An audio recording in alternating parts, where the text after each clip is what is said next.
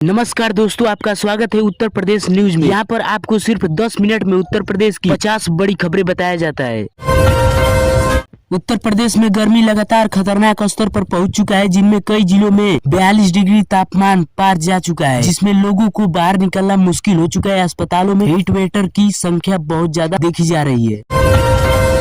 लखनऊ में इस सीजन की सबसे गर्म सुबह दर्ज की गई है। सुबह 9 बजे से तेज धूप उमस ने लोगों को परेशान कर दिया है, जिन्हें स्कूल जाते हुए बच्चों को भी काफी दिक्कत पहुंच रहा है।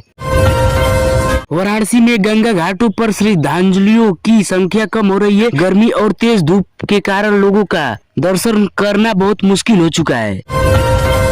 नोएडा और ग्रेटर नोएडा में बिजली की खपत रिकॉर्ड स्तर पर पहुंच गई है। एसी और कूलर के ज्यादा इस्तेमाल से बिजली बिल बढ़ा दी गई है, जिसमें कई जगह ट्रिपिंग की संख्या देखी जा रही है।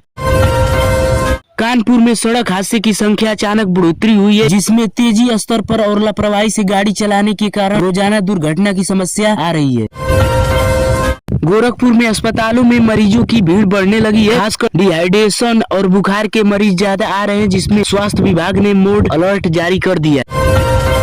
मेरठ में पुलिस ने रात भर चेकिंग अभियान चलाया है, जिसमें वाहनों और लोगों की तलाशी की गई, जिसमें कई छोटे अपराधियों को पकड़ने में सफलता मिली है।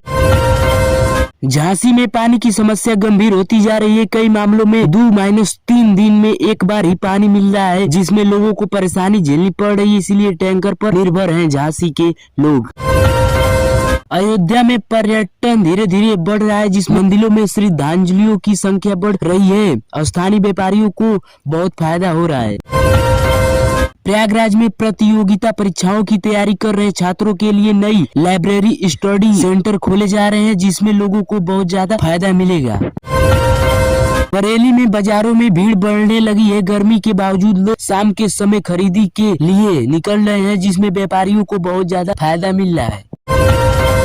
सहारनपुर में किसानों ने गन्ने के भुगतान को लेकर प्रदर्शन किया है। किसान का कहना है कि अभी तक पूरा पैसा नहीं मिला, इसमें आर्थिक समस्या बढ़ रही है। फिरोजाबाद में कांच उद्योग में काम करने वाले मजदूरों की स्थिति खराब हो रही है। गर्मी में काम करने यानी कि उनको चुनौती देने का मौका मिला है। मुरादाबाद में पीतल उद्योग में आर्डर बनने से काम तेज हो गया है। कारीगर दिन भर मेहनत कर रहे हैं ताकि समय पर सामान तैयार किया जा सके। अलीगढ़ में ताले का उद्योग में नई मशीन का इस्तेमाल शुरू हुआ है। इसमें उत्पादन बढ़ रहा है और कम करने की आसानी हो रही है। बस्ती में शिक्षा विभाग ने स्कूलों का निरीक्षण किया है। कई स्कूलों में लापरवाही मिलने पर अधिकारियों सख्त कार्रवाई निर्देश दिया गया है। देवरिया में पशुपालनों की बीमारी फैलने की खबर आई। पशु पालन विभाग ने टीकाकरण अभियान तेज कर दिया है, ताकि बीमारी को फैलने से रोका जा सके। खुशीनगर में बौद्ध पर्यटन को बढ़ावा देने के लिए नए प्रोजेक्ट शुरू किए गए हैं। इसमें विदेशी पर्यटकों की संख्या बढ़ने की उम्मीद है। बलिया में गंगा जल स्तर पर सामान्य लेकिन काटना की संख्या बनी है। कई गांवों में लोगों का डर फैला हुआ है। गाजीपुर में सड़क निर्माण का काम तेज कर दिया गया है। इसमें आने वाले समय में लोगों को बेहतर कनेक्टिविटी मिलने की समस्या है। आजमगढ़ में युवाओं के लिए रोजगार मेले का आयोजन किया गया है। इस कंपनियों ने भाग लिया है और सैकड़ों युवाओं को नौकरी के अवसर मिले। मऊ में बिजली चोरी के खिलाफ अभियान चलाया गया है। इसमें कई जुर्माना पर लगाया गया है और कई लोगों का कनेक्शन काटा गया है। चंदौली में धान की खेती की तैयारी शुरू कर दी गई है। किसानों खेतों की सफाई और पानी की व्यवस्था में जुट गए हैं। जौनपुर में रेलवे स्टेशन पर यात्रियों की भीड़ बहुत बढ़ गई है। गर्मियों की छुट्टी के कारण लोग अपने घर की ओर लौट रहे हैं।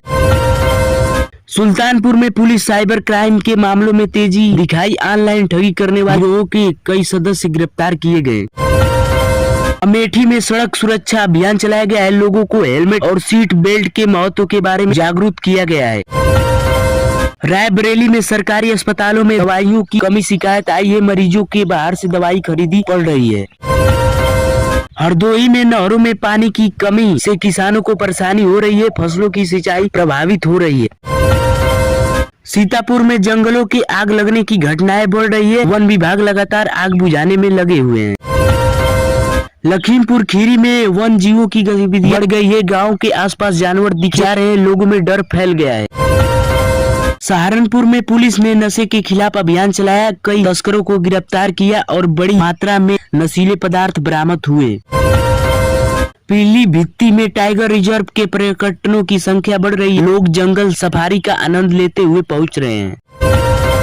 रामपुर में नगर पालिका स्वच्छता अभियान तेज कर दी गई है, इसमें मुख्य टीम लगाई गई है।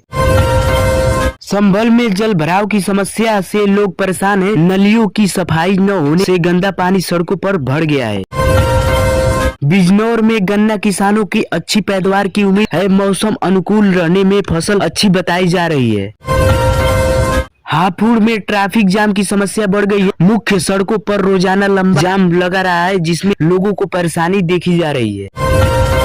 बागपात में किसानों ने बिजली दरों में बढ़ोतरी के खिलाफ विरोध जताया है, उन्होंने सरकार ने राहत की मांग की है।